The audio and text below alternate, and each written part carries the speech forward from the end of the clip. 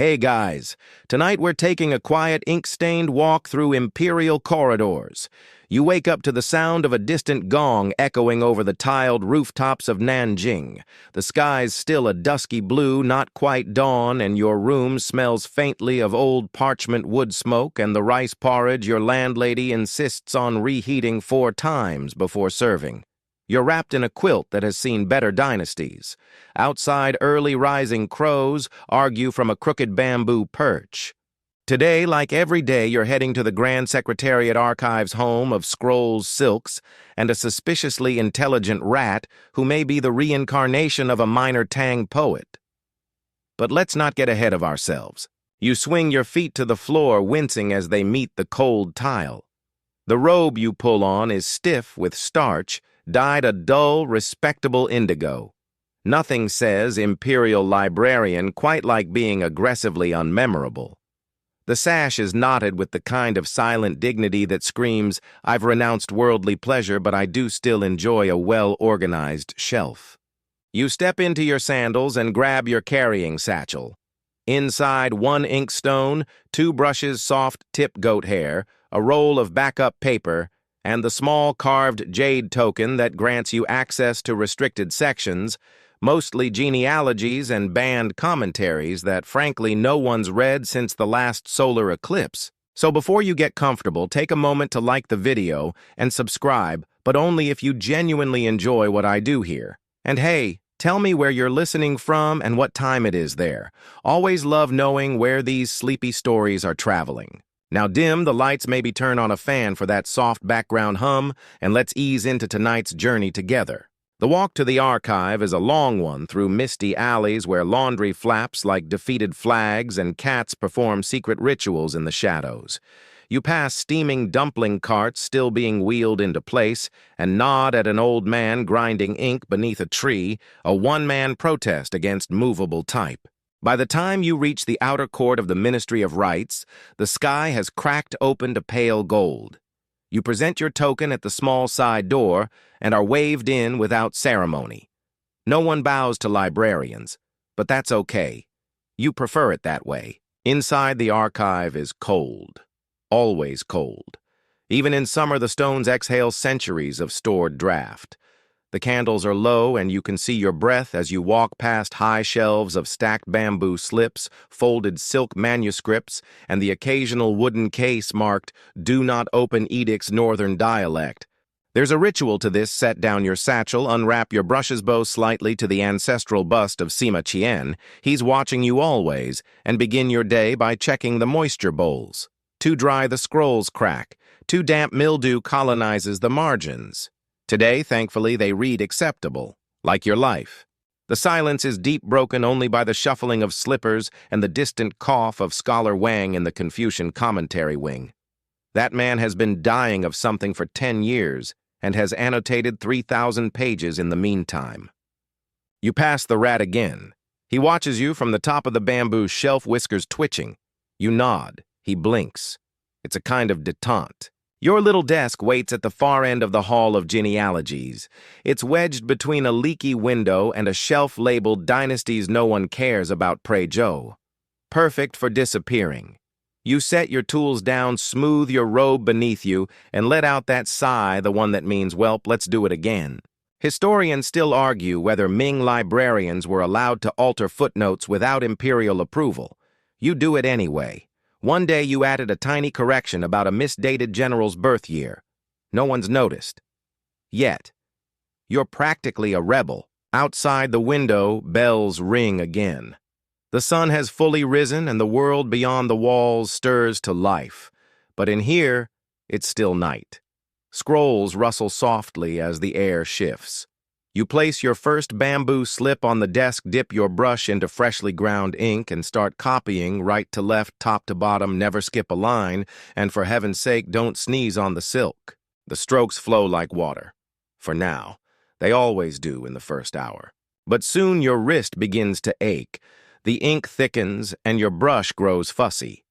You switch to the backup. The characters you copy aren't even interesting, just old agricultural records from the Anhui region, probably meant to impress someone long dead. 3 pigs, 2 millet bundles. Wife complains about neighbor's rooster. Still, there's beauty in it. A rhythm, a stillness that holds you. Every now and then you pause to sip tea from a chipped porcelain cup someone left you 6 months ago. The stain inside looks like the Chian Tang River. You've decided it's lucky. Around you, other librarians drift in like ghosts. No one talks. Just the soft shuffle of cloth, the squeak of an inkstone, the quiet war between one man's nose and his sleeve, and the rat always watching. The first real interruption of your day arrives with a knock. Not a loud one, just a polite triple tap on the side beam near your desk. You glance up to see Assistant Archivist May, her arms full of scrolls, her expression halfway between apology and bureaucracy. She never speaks louder than a whisper, and even then only after consulting her own notes. Update to the herbal indexes, she mouths, barely audible. Emperor's physician wants cross-referencing by Dynasty. You suppress a groan. The herbal indexes are a labyrinth.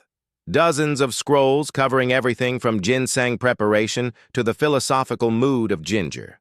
The Tang Dynasty preferred warm infusions. The Song preferred tinctures mood-dependent. The Ming, well, they liked whatever the emperor didn't sneeze at. Still, you bow slightly and accept the bundle. The silk cords binding it are knotted in the style of the imperial kitchen clerks, meaning these were copied from the pantry inventory and not from any medical manual. You sigh and set the scrolls to the side. That's tonight's problem. You return to your agricultural records, finishing up the millet sections with only one minor ink blot. That's a win, really. A shaky one, but still. Around mid-morning, someone opens the outer shutters. Light floods in, not golden and poetic, but flat and practical, like the world saying, "Chop, chop, nerds." You blink and lean back, stretching until your shoulder pops with a sound like breaking lacquer. The rat is gone. Suspicious. You head to the central warming brazier with your teacup, hoping to refill it with something passably warm. The brazier is surrounded by 3 other librarians, all pretending not to gossip. You catch the words, "seal clerk," missing copy of records of the Han, and the head archivist's eyebrows twitched. Scandalous. You pour your tea and eavesdrop. Apparently, one of the junior scribes tried to copy a Forbidden Song-era poem that referenced drunken peaches. This is considered dangerously subversive. The offending slip was confiscated and the ink confiscated too. There's some debate about whether the ink knew what it was doing. Historians still argue whether Ming censors truly reviewed every word or just focused on anything fruity and suggestive. You suspect the latter. Back at your desk, you tackle a different set of scrolls, imperial decrees on bridge maintenance. Thrilling stuff. But the language is soothing. So many verbs for inspect and reinforce. The bridges are always collapsing. Metaphor maybe. You copy a line about seasonal flooding and the moral decay of rivets. You pause. That one might go on your wall. By midday, the archive buzzes with quiet movement. Paper is fetched, records filed. One clerk is gently arguing with a monk over whether heretical tract is a fair label for a 5-line poem about clouds. You slip away to the window to breathe in air that doesn't smell like ink or regret. Outside, the street is bustling. Vendors hawk persimmons, a man plays a 2-stringed erhu badly, and children chase each other around a cart stacked with turnips. You can almost imagine walking out there pretending you don't have 5 scrolls left to catalog. But you don't, of course. You return to your desk like the noble martyr you are. The afternoon brings the worst task of all handwriting comparisons. Apparently, someone forged an annotation into an official edict, replacing the phrase rice taxes with rice dumplings. You're to determine if the brushstrokes match any known staff members. You now live in a world where calligraphy forensics is a real thing. You unroll the suspicious slip. The characters do seem a little playful. The radicals dance more than they should. You compare it against the sample ledgers. Nothing conclusive. But you do quietly admire the mischief. Someone risked imperial punishment to make a joke about dumplings. Brave. You log your findings on a separate slip, no clear match. Suggest further brush comparison post-festival. Which means I am not getting involved until the rice wine runs dry. Tea break again. This time it's sour plum soup in tiny ceramic cups. No one speaks.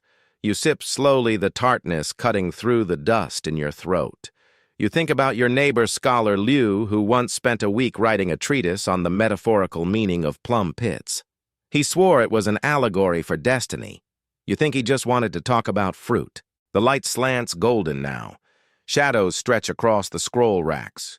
You squint down at your current task, re-inking a faded seal on a dispatch about tributary geese.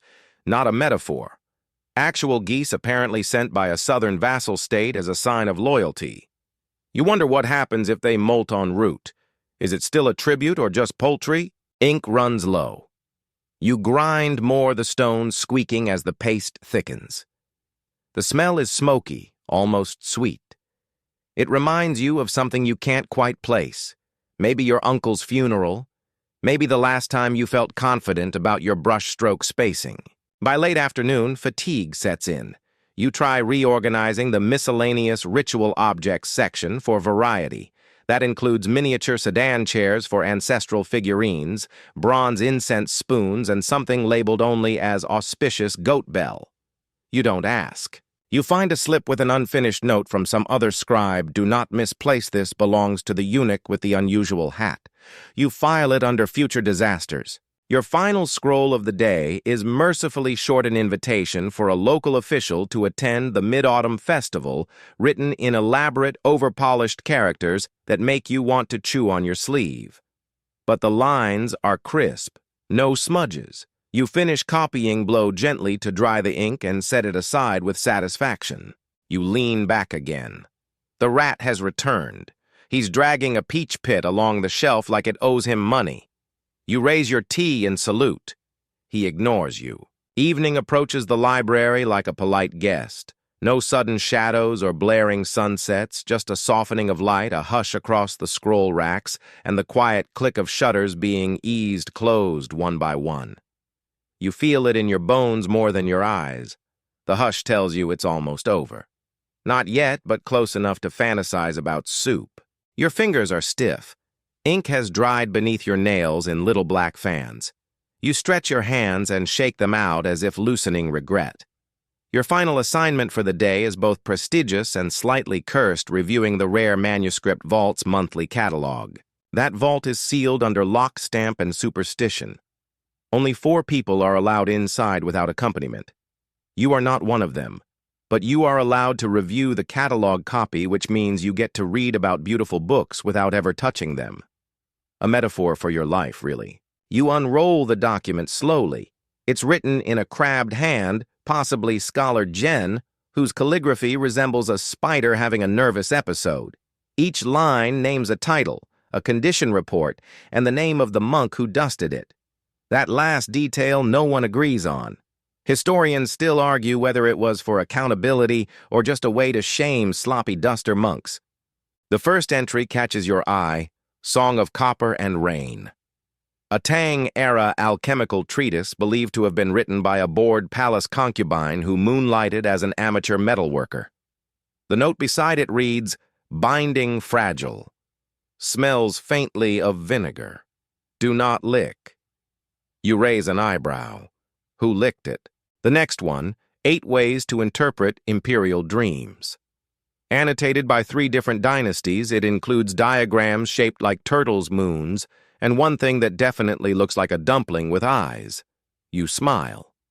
Dream books are always weird. And then the big one, Treatise on Seasonal Omens, a massive hand-bound scroll rumored to weigh more than a toddler, last checked by the eunuch whose job it is to lift heavy scrolls and say ominous things like, "The season is turning." You note his signature, a single spiral, very ominous. You make your usual careful notations, stopping only to swat at a fly that's been circling you like it's trying to debate footnotes. Dinner is near. You know this because someone nearby starts humming a tune only sung when the dumplings are steaming. You roll up the catalog, tie it with a green silk thread, and seal it with wax, and the library's bronze stamp, the one shaped like a carp swallowing a lotus. The symbolism is debated. Everything is. You finally rise from your desk bones, cracking like dry bamboo. You bow slightly toward the sacred copy shelf custom superstition, or just the habit of overworked spines, and begin the quiet procession toward the kitchen wing. The kitchen smells hit you like a benevolent army sesame oil scallions, that caramel bitter note of soy glaze. Your stomach growls with theatrical precision. You're not alone. Half a dozen scholars move like ghosts toward the same scent, all pretending they aren't power walking. Tonight's meal is humble, but perfect. Rice steamed in bamboo leaves, pickled mustard greens, something vaguely gelatinous but deeply comforting. And yes, soup, the kind that tastes like someone's grandmother whispered a poem into it. You eat quietly, listening to the low murmur of evening conversation. The tone is always the same at this hour, soft, a little ironic, just tired enough to be honest. Someone mentions a paperworm infestation in the Eastern Archive. Another asks if the moon is looking smug tonight. Someone else laughs gently about the rat you've made friends with. You smile but don't speak. Not yet. You're still unwinding. Let the soup finish what the tea started. Later, you help carry trays back to the scullery, not because you're required, but because it's something to do with your hands. Also, you like the quiet clatter of pottery and the feeling of being useful in a way that doesn't involve footnotes. You pass through the herb corridor on the way back, lined with hanging bundles of dried chrysanthemum mugwort and bitter orange peel. A place that always smells like good dreams. One of the junior herbalists is asleep on a stool, a dried gourd, cradled like a baby. No one wakes him. Back at your room, a small chamber just above the southern stacks, you light a single oil lamp. The flame flickers like it's unsure of itself. You understand. You unroll a personal scroll. Not official. Just your notes. Phrases you liked from the day, fragments of poems, that strange metaphor about rivets and moral decay. You add a new line. Ink settles like memory quiet, but it stains. You look at it, then cross it out. Too dramatic. You try again.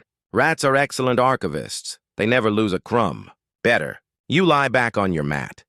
It smells faintly of tea and paper. Outside, the wind stirs the lacquered shutters with a soft clack-clack like a bamboo heartbeat. The day hasn't been exciting, but it has been full. Full of quiet jokes, obscure tasks, and the peculiar comfort of routine. You close your eyes just for a moment. Footsteps pass outside your door. Someone chuckles. A bell chimes softly as another scholar marks the night hour. You know you'll dream of scrolls, endless scrolls, some helpful, some judging you in calligraphy. But for now, you're content. And just as you begin to drift, there's a final noise barely audible. The rat dragging something large and round. You smile into the dark. You hope it's a peach pit. The morning begins not with a rooster or a bell, but with the soft plink of water being ladled into ceramic basins. You stir awake as steam curls along the lattice window, and somewhere nearby, a scholar is already humming the melody of a song-era folk song that only appears when deadlines loom. You sit up slowly. Your back gives a half-hearted protest, your legs tingle from awkward sleep angles, and your mouth tastes faintly of dried plum. Classic scholars dawn. The library has not waited for you, it's already humming with motion. Today is duplication day. Every month, a handful of ancient texts are selected for meticulous reproduction by hand, and you've been assigned to help with one of the more temperamental ones, The Records of the Hidden Garden, a horticultural treatise compiled by a recluse who swore that plants respond best to whispered apologies. The manuscript is held together by lacquered silk threads and sheer stubbornness. You wash, dress, and make your way to the scriptorium, joining the others, seated in disciplined rows beneath high wooden beams. The light slants in at a forgiving angle, golden and soft, designed centuries ago, to reduce eye strain and spiritual despair. Inkstones are passed hand to hand like sacred relics. Your copying partner today is Scholar May, whose handwriting is so precise that calligraphy masters weep quietly into their robes. She nods to you without smiling, but her eyebrows are in a good mood. That's promising. Your job isn't to write today, it's to prepare the scroll segments, gently stretching and smoothing thin sheets of mulberry paper, brushing them with sizing paste made of boiled wheat starch and patience. Every movement must be deliberate. No jerks, no overconfidence. One wrong motion, and the paper will warp, buckle, or worse, accidentally insult the original text by looking smug. As you work, your mind drifts back to the treatise itself. The Records of the Hidden Garden is partly gardening advice, partly autobiography, and partly a bizarre running argument with a squirrel that once stole the author's ginger rhizomes. Scholars still argue whether the squirrel was metaphorical or just exceptionally bold. You glance over at May's copy. The characters are flawless, of course. You resist the urge to hum. She would glare, or worse, correct your breath rhythm. After a couple of hours, a gong rings softly morning tea. You roll your shoulders, stretch your wrists, and shuffle toward the courtyard where tea is being poured from an absurdly long-spouted kettle. The tea is osmanthus-scented and slightly bitter, the kind that clears your head and your expectations. You sit beneath a plum tree, watching petals fall like lazy snow. Across the courtyard, two junior scribes argue quietly about whether a comma existed in Tang poetry. You eavesdrop with no guilt. The consensus only in spirit. There's a brief interlude while a passing eunuch delivers an imperial memorandum. It is, of course, wrapped in silk sealed with vermilion wax and smells faintly of sandalwood. You're not allowed to open it, but everyone sneaks a peek at the outer calligraphy. Elegant, bold, and suspiciously familiar. Definitely Zhen's, someone murmurs. Impossible, someone else replies. Too balanced. Back at the table, work resumes. The afternoon sun shifts, deepening shadows. The light isn't ideal anymore, but you compensate, tilting the paper, changing your breath. You've become part of the rhythm now. Ink paper, stretch brush seal. Time smooths into something gentle and repetitive like ripples on a calm lake. Halfway through a sheet, you feel it, the dreaded wrinkle, a single curve near the edge where the paste has pooled. You exhale slowly, whispering an apology to the ancestors of mulberry trees. Carefully, you smooth it flat with a deer hair brush. It obeys. Crisis averted. The library gods nod, probably. The next break is lunch sticky rice with chestnut, a soft-boiled duck egg, and pickled garlic that could wake the dead or scare off minor demons. It's perfect. You eat slowly, seated on a flat stone that some believe was once part of a ruined stargazing tower. No one can prove it, but the moss on it looks profoundly wise. After lunch, you're briefly reassigned to the pigment room, an unusually colorful corner of the library where powdered minerals and plants are ground into inks and dyes. It's also where you learn that crushed malachite stains your hands a vivid blue-green, and that no one ever should sneeze near the cinnabar. The pigment master, an elderly woman with wrists like iron and a laugh like a thunderclap, puts you to work, grinding saffron and soaking indigo bark. You nearly forget your earlier task until May appears silently in the doorway, holding up the completed scroll section like a parent showing off a well-behaved child. You nod with approval. She raises an eyebrow and leaves. She is pleased. Probably. It's hard to say. Her face is carved from jade. Later, you return to the scriptorium and place the scroll gently in the drying press, a wooden frame padded with bamboo fibers and weighted with ceramic tiles. The copied section must rest overnight like a well-fed cat. You bow slightly to it out of habit. As evening begins to murmur at the windows, you feel a certain completeness. The scroll is safe. The pigment bowls are clean. May has not openly scolded you. You've survived duplication day. A junior monk lights the corridor lanterns one by one, each flicker like a tiny poem. The floorboards creak in sleepy protest as you shuffle back to your chamber. Your legs ache. Your eyes are dry. Your brain feels gently scrambled like tofu in broth. Still, there's time for one more indulgence. You climb the library's central spiral stair slowly, reverently, because the topmost floor holds something special. Not books, not scrolls, but stars. The observatory is quiet. A low stone platform surrounded by polished brass instruments and wind chimes that tinkle like scholarly laughter. You lie on your back, eyes turned skyward through the open lattice roof. Above you, the cosmos. A few stars blink lazily into view. One seems to wink. You wink back. And for a moment, you wonder what it would be like to write a scroll not about kings or plants or long-forgotten edicts, but about this. Just the sound of your breath, the scent of paper and plum blossoms, the faint echo of May's ink brush somewhere below. By the time the morning bell rings again, you've already been awake for half an hour, not from stress, but from the crows. Loud, opinionated, and entirely unbothered by human schedules, the local crow population treats the library roof like a royal court. One of them has developed a personal feud with your windowsill and leaves chestnut shells as offerings or threats. Historians still argue whether the Ming truly trained crows to deliver messages or if the birds just like to eavesdrop. You rise slowly, brushing imaginary dust from your robe. Today is inspection day, and you know what that means, the arrival of the supervising minister of scroll fidelity. Or, as everyone quietly calls him behind his back, Old Ink Spot. He has never smiled. His robes are always 2 shades too stiff, and his sandals squeak. You make your way to the document vaults, where the morning light catches thousands of lacquered scroll ends, each marked with a silk tab. It smells of cedarwood ink and dried lotus root, a scent you now associate with both beauty and mild panic. The first task is re-shelving misfiled texts. This is harder than it sounds. Some scrolls have been copied and recopied so often that their titles have evolved slightly. You find 2 copies of the Virtuous Banquet Etiquette for 8 guests. One begins with a poem about broth, the other with a scolding about pickled radish placement. Which is correct, no one knows. So you shelve both under philosophical disagreements on garnish.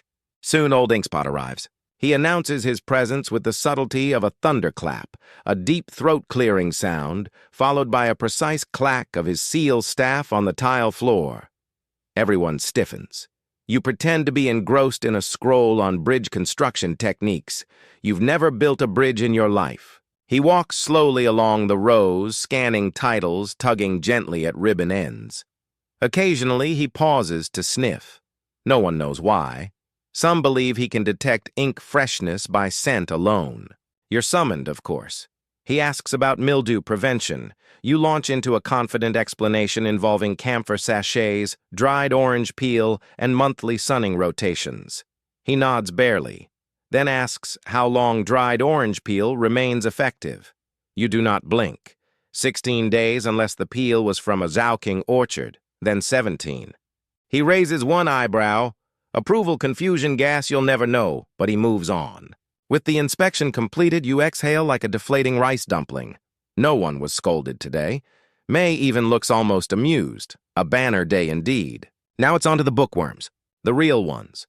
Not students who linger too long in poetry corners, but the actual tiny insects that burrow into scrolls like determined bureaucrats.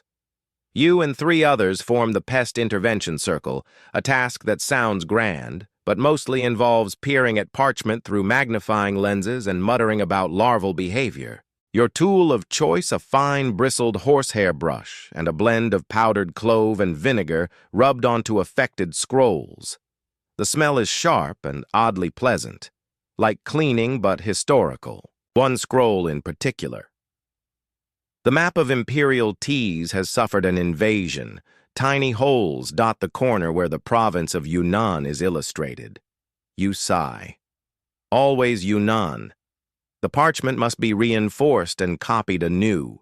You set it aside for later. Lunch is simple today: steamed millet pickled plum and a broth made from leftover bamboo shoots. You eat alone, seated under a decorative trellis, hung with faded red ribbons, each one tied by a former scribe for luck. You tie your own, a modest knot. No need to tempt fate. Afternoon brings classification duty, perhaps the driest-sounding task in the entire library, but oddly satisfying. You're sorting a set of anonymous poems found wrapped in a scrap of faded silk, possibly lost during a flood decades ago.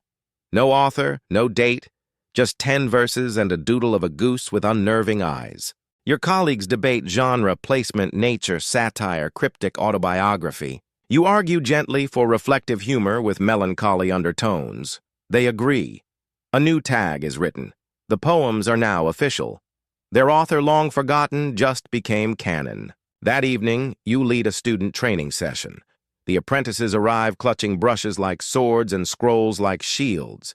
You remember your first session, your hands shook, your ink puddled, your character for virtue looked like a startled frog. You begin with posture, then breath, then the meditative part of scroll, handling how to hold without gripping, how to glide a hand across aged silk without catching on loose threads.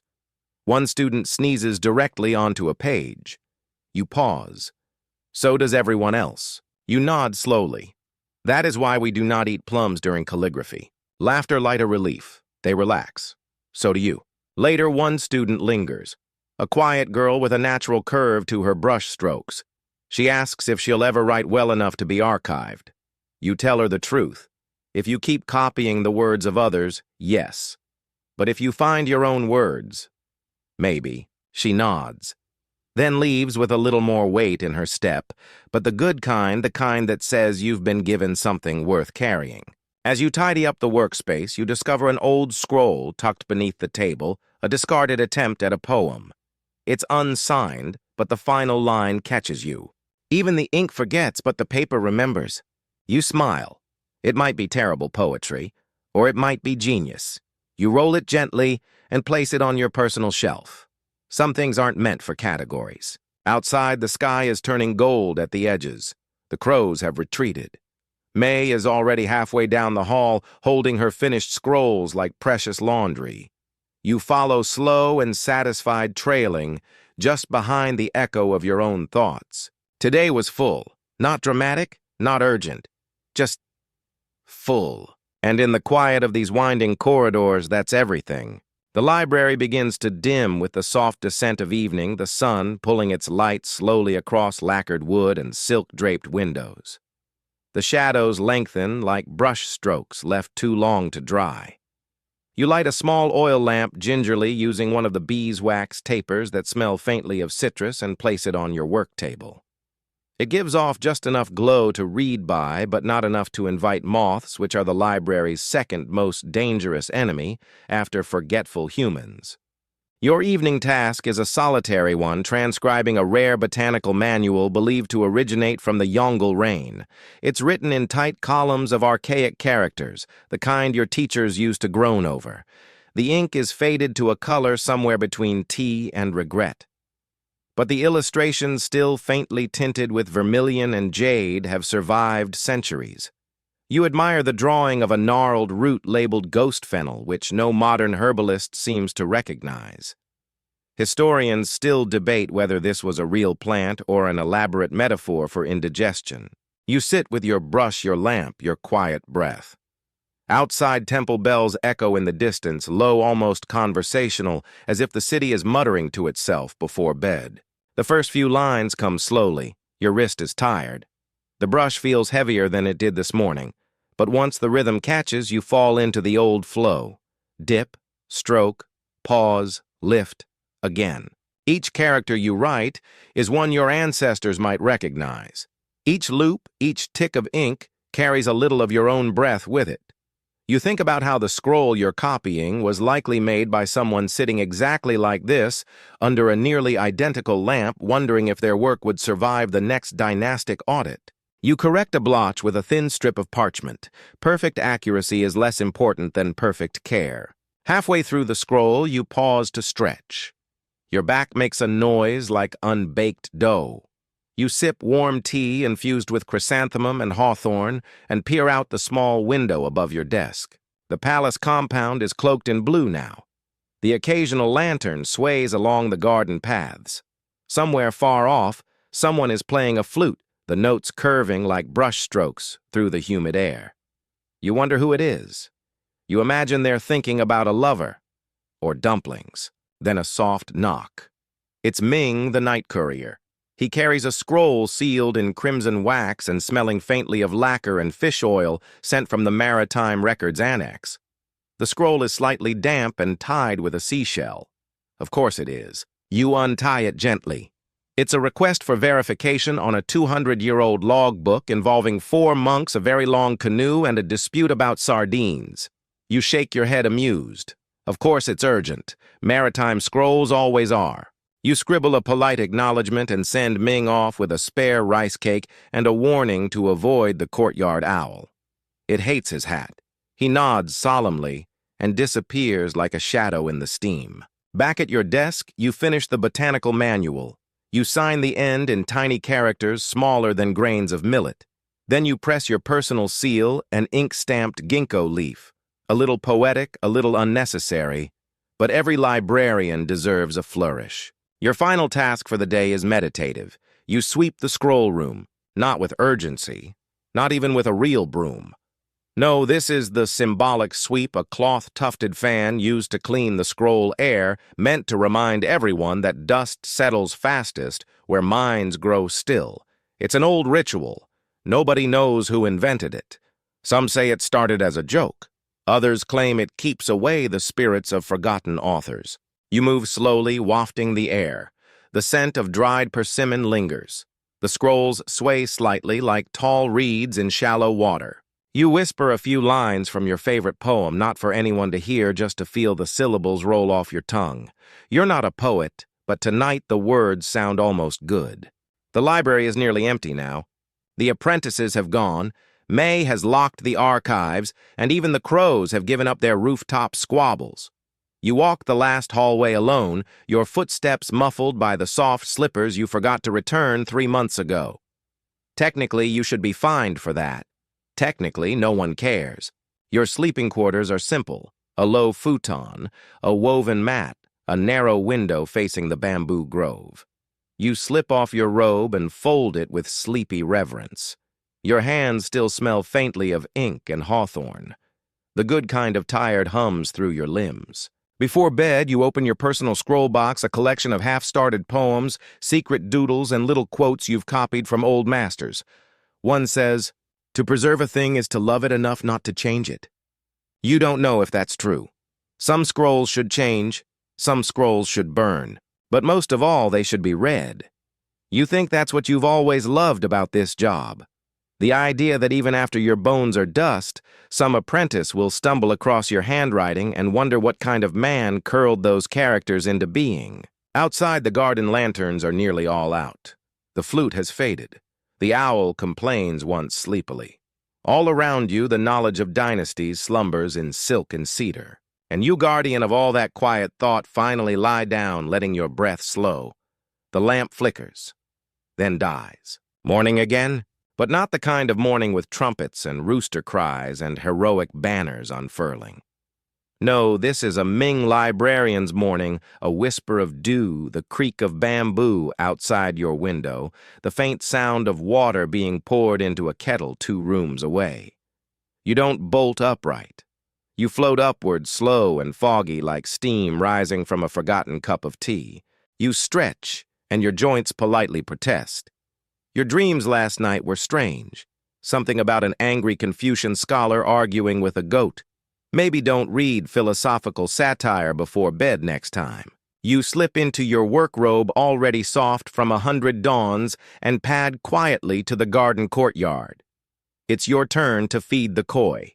Yes, feeding koi is technically beneath your position, but you volunteered years ago, and nobody's had the heart to take it away from you. The fish know you, they expect you, they're basically co-workers at this point. You sprinkle crushed rice pellets into the pond. The koi pale orange soot gray, and one unreasonably fat gold one you've named Chancellor Lou gather with lazy elegance. The ripples catch the rising sun. It's the quietest moment of your day. Just water breath and the occasional wet blup. Then your apprentice arrives with a scroll tucked awkwardly under one arm and 2 rice dumplings balanced in the other. He hands you both. The scroll, of course, is upside down. Today's duties include reviewing a diplomatic transcript involving a Portuguese merchant, a crate of wool socks, and a very offended eunuch. You're honestly looking forward to it. You eat one dumpling now and save the other. Always save one. It's a librarian's superstition, something about balance, about restraint, about not angering the god of forgotten footnotes. You're not sure it's real. You do it anyway. Back inside, the scriptorium hums to life. Scribes murmur greetings, ink is ground on stone pallets, and May is already sighing audibly about the courier's handwriting again. There's comfort in the repetition. Today will be much like yesterday, and tomorrow, with any luck, will echo them both. You begin with a task you've been avoiding, reorganizing the miscellaneous beasts and questionable maps section. Nobody likes this job because the scrolls never agree with each other. One claims the world ends in a ring of frozen fire. Another says you can sail to heaven in 6 weeks if you bribe the right fish. And don't even get started on the bestiary scroll that insists unicorns lay eggs. Historians still argue whether these documents were sincere, symbolic, or just elaborate inside jokes among cartographers. You suspect all three. You make labels, you rearrange a few cases, you get pricked by a rogue compass rose, you forgive it. Lunchtime comes. You eat under the ginkgo tree with 2 other librarians and 1 small cat who has absolutely never been authorized to live here. Someone brings red bean buns. Someone else brings gossip. Apparently, a minor prince has requested a scroll of courtship poems suitable for someone both noble and extremely allergic to plum blossoms. You make a mental note to suggest sandalwood metaphors instead. The afternoon fades into gentle disarray. You help May locate a misplaced volume on medicinal mushrooms. You decipher a nearly blank scroll that turns out to be a treatise on invisible virtue. You break up a heated argument about whether the character for wind should always slant left. By the time dusk approaches, the library feels worn in and humming again, like a dragon that's digested a good story. You light the lamps. Tonight you won't transcribe. Tonight you'll read. You climb the rear ladder to the narrow loft where private curiosities are stored, scrolls that don't fit anywhere else donated by wandering monks or mildly unhinged aristocrats. It smells like cedar dust and possibilities. You unroll a scroll titled simply Weather and Morals, a Theory. It begins, rain makes the heart honest. Wind makes it vain. You don't know if it's true, but the language is lovely. You settle into a woven mat scroll in your lap and listen to the breeze slip through the shutters. You read slowly, not to study, not to catalog, just to listen. And you realize something. In a palace of power surrounded by scholars, ministers, and royal whims, your life is one of quiet rebellion. You care for words that others forget. You preserve jokes, loves, fears, and guesses made by people long gone. You are in your small way a time traveler, one brushstroke at a time. The stars rise, lanterns go out one by one, the koi sleep. Even Chancellor Lu probably dreaming of rice. You roll up the scroll. You return it to its quiet place. You walk the hall back to your room, slowly letting your thoughts soften, your breath slow. You lie down, the same mat, the same walls. But something inside you has stretched just a little toward a past still breathing. And the library exhales with you. Now, don't reach for your thoughts. Let them settle. The scrolls are tucked away. The ink has dried. The oil lamp flickers once more, then fades into stillness. You're warm, your belly full of rice and red bean, your fingers still carrying the faint memory of paper and ginkgo and hawthorn tea. You hear the soft hush of distant footsteps, the last scribe leaving perhaps, or maybe just your imagination playing gently with the day's echoes. Even the air feels softer now, as if the world has been turned down to its quietest setting. You've done your work. You've fed the koi. You've sealed the scrolls. You've answered one ridiculous letter about sardines and 4 monks. And now you rest. Let your mind drift like incense smoke curling upward from an unseen censer. Let it spiral into old stories, half-remembered poems, gentle arguments over tea and ink and dragons that may or may not have existed. Let yourself feel how many centuries this place has carried and how gently it now carries you. You are part of it. A small, precise thread in the tapestry of memory. A breath. A page turned. The walls hold you. The darkness welcomes you. The scrolls dream beside you. And as your thoughts dissolve into stillness, know this. The library is safe. The stories are safe. You are safe. Sleep now.